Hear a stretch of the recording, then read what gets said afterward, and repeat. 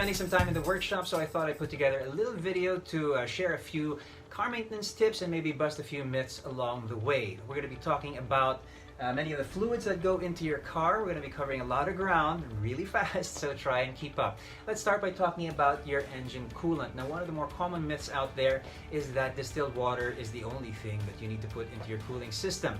Not so. You know, distilled water is good. It's certainly better than tap water or mineral water, both of which contain minerals, which will eventually cause limescale. But the most important quality of a coolant for me is its anti-corrosion qualities. Corrosion is what will eventually get all cooling systems. It causes blockages, it'll cause your cooling system not to be efficient, and obviously your car will run hotter than it was designed to do. So that is bad news. Use your coolant, use the recommended mix 50-50. Do not over dilute or you will lose the anti-corrosion qualities. Next, we'll cover motor oils.